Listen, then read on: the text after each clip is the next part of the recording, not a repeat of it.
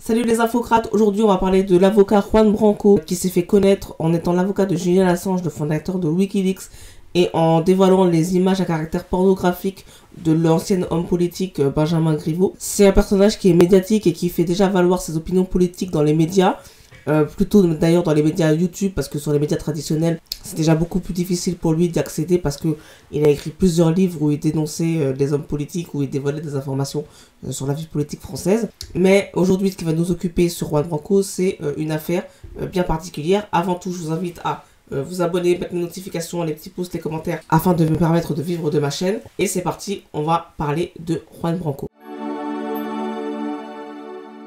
Ce qui m'amène à parler de Juan Branco cette fois-ci, c'est que, comme vous le savez peut-être si vous avez suivi l'actualité médiatique, il y a quelques mois, Juan Branco a été accusé de viol par une jeune femme, ce qui avait fait un buzz médiatique sur les réseaux sociaux pendant un certain nombre de jours, ce qui l'avait d'ailleurs obligé à venir s'exprimer dans Touche pas à mon poste à propos de cette affaire.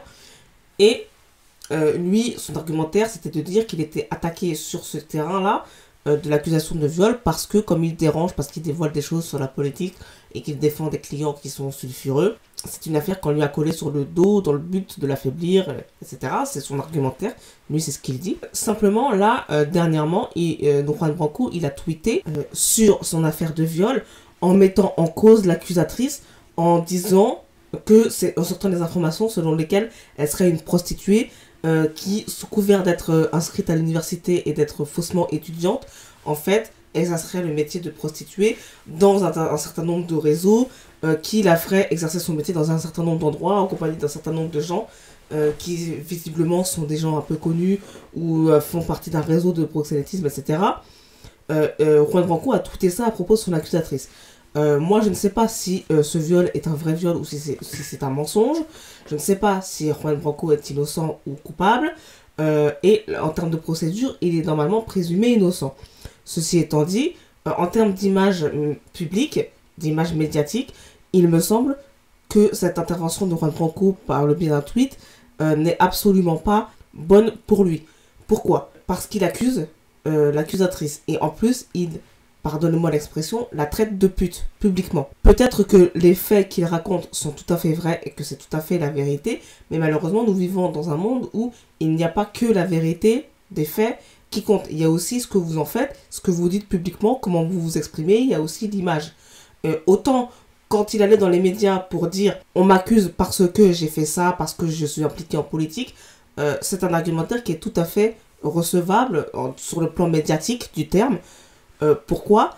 Parce que vous n'êtes pas en train d'accuser une personne ou de la traiter de pute publiquement. Vous êtes en train d'argumenter que vous avez des positions politiques qui font que on vous attaque. C'est audible. C'est peut-être vrai, c'est peut-être faux, je ne sais pas. Mais en tout cas, en termes d'argumentaire à développer d'un point de vue médiatique, dire ça, c'est tout à fait audible. C'est même très courant dans la vie politique française ou internationale, qu'un homme politique aille dans les médias se défendre en disant on m'attaque parce que j'ai un positionnement politique. C'est extrêmement courant. Tous les hommes politiques savent faire ça. Tous les hommes politiques professionnels font ça. C'est tout à fait normal. En revanche, ce que je ne comprends pas, c'est pourquoi Juan Branco prend-il le temps de prendre la parole pour dire que son accusatrice est une prostituée, même si c'est vrai, parce que ça, en fait, c'est pas bon pour lui de dire ça. Ça se retourne contre lui, forcément, parce que ça permet à celle qui dit qu'elle est victime de se revictimiser derrière en disant « Voyez, il me viole et en plus, il me traite de pute médiatiquement. » Donc, s'il y a un procès, faites votre procès, allez au bout du procès, allez à vous défendre avec un avocat, défendez-vous, argument contre argument, avec le dossier, les preuves et tout. Juridiquement, si tu es innocent, tu te défends, il n'y a pas de souci. Tu y vas, tu as un avocat, tu te défends. Mais là, ce que Juan Branco fait, même si c'est vrai, ça tombe dans un moment où, pour l'instant, on ne comprend pas où est-ce qu'il veut en venir en disant ça, et en plus, ça lui donne une mauvaise image.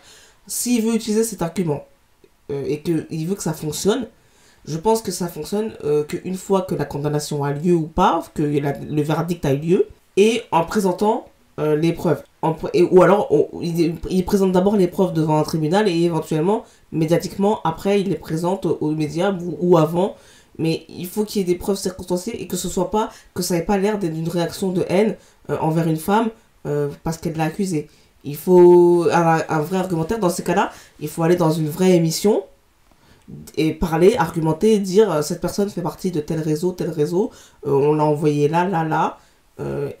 Ça allait s'exprimer. Sur Twitter, à l'écrit, avec on n'entend pas le ton, c'est toujours sujet à caution. À mon avis, ça se retourne contre lui, le fait d'argumenter ça. Et je pense qu'il vaut mieux qu'il aille dans un média parler correctement, avec une bonne image et tout, pour pouvoir dire ce qu'il a à dire. Donc voilà, je comprends pas pourquoi il a fait ça, et on va voir comment cette affaire se termine. C'est la fin de cet édito, et je vous dis à bientôt pour le prochain édito. Salut!